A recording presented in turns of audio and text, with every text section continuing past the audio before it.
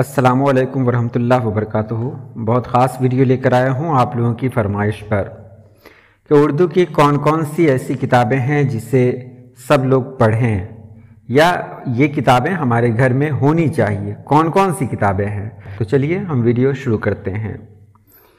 सबसे पहले बात करते हैं सीरत की किताबों की।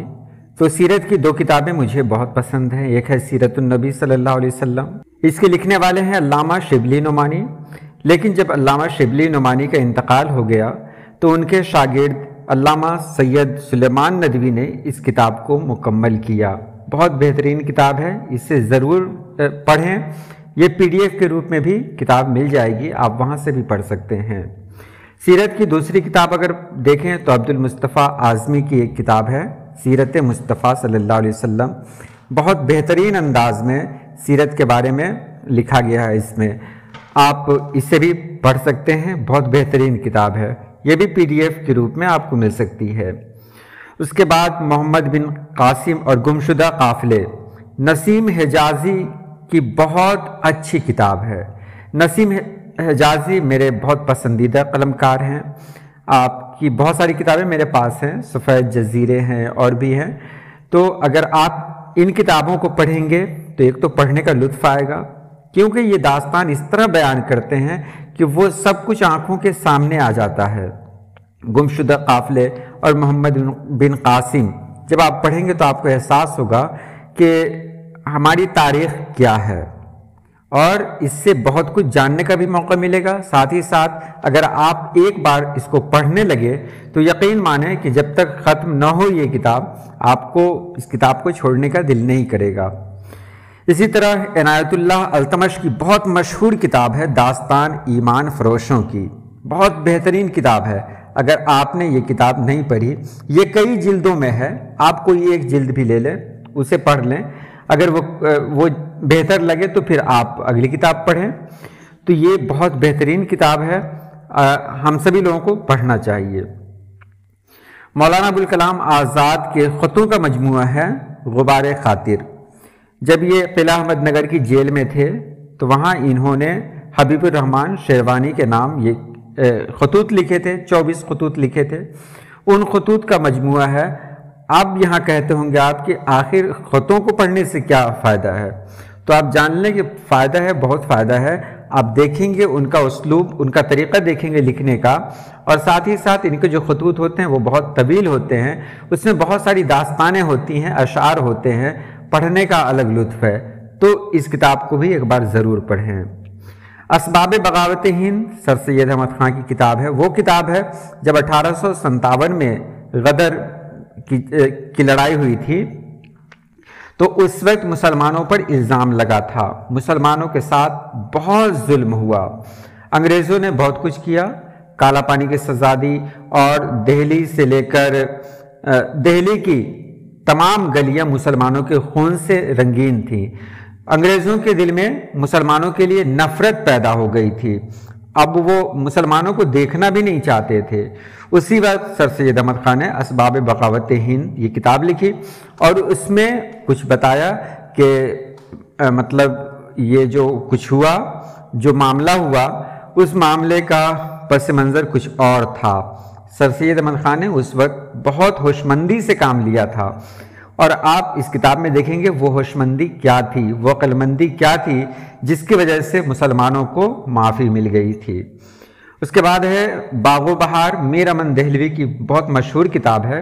ये अमीर खुसरो की किताब क़िस्से चहार दरवेश का तर्जुमा है। इस किताब को जब आप पढ़ेंगे तो बहुत अच्छा लगेगा। 200 साल गुजरने के बावजूद आज भी इस किताब को पढ़ने वाले कम नहीं हुए हैं। उसके बाद है सफ़रनामा इब्ने बतूता। इसको तर्जुमा किया है मौलवी मोहम्मद हुसैन ने। इब्ने बतूता एक सयाह था, उसने बहुत सारे इलाके मतलब की सैर की, उसमें भारत भी है। तो उसने अपने सैर में क्या क्या देखा, यानी जब वो सयाह था उसने अपनी सियाहत के दौरान क्या क्या देखा, वो सब इस किताब में मौजूद है। बहुत अच्छा लगेगा पढ़कर आपको, क्योंकि इसमें ऐसे ऐसे वाक़यात आपको पढ़ने को मिलेंगे जिस पर यकीन करना मुश्किल है। उसके बाद शेख सादी की मशहूर किताब है गुलसितां बोस्तां। یہ تو فارسی میں ہے، لیکن اس کا اردو ترجمہ بھی ہے۔ اردو ترجمہ قاضی سجاد حسین نے کیا ہے۔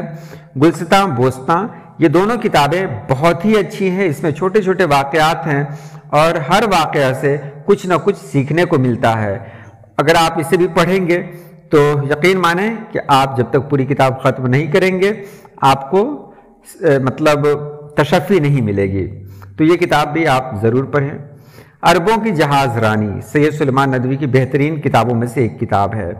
اس میں آپ عرب کی تاریخ دیکھیں گے اور عرب کے بارے میں جانیں گے، ایسی سی باتیں آپ جانیں گے جو شاید اس سے پہلے نہیں جانتے ہوں۔ لکھنے کا طریقہ بھی نہایت ہی خوبصورت ہے، انداز ان کا بہت نرالا ہے، تو یہ کتابیں بھی آپ کو پڑھنی چاہیے۔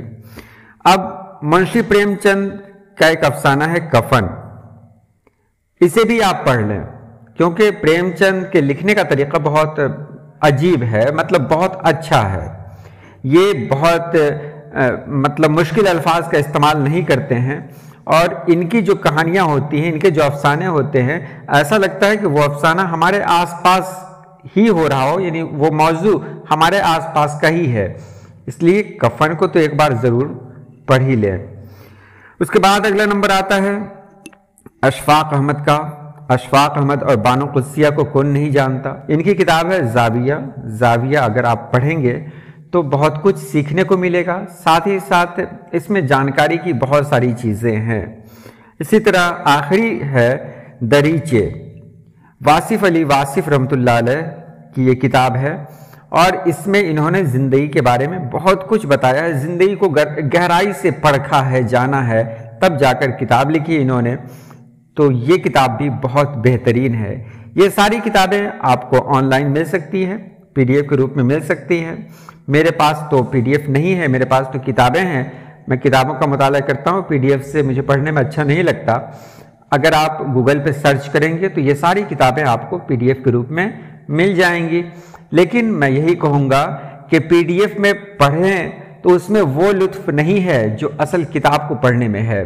اس لیے کتاب پڑھیں، پی ڈی ایف کے چکر میں نہ رہیں، پڑھیں، آن لائن منگوا لیں، تو یہ آپ کے لیے اچھا رہے گا۔ انشاءاللہ پھر میں اگلی ویڈیو میں بتاؤں گا اور کون کون سی کتابیں ہیں جو ہم لوگ پڑھیں یا ہم لوگوں کو پڑھنا چاہیے۔ تو آج کے لیے اتنا ہی۔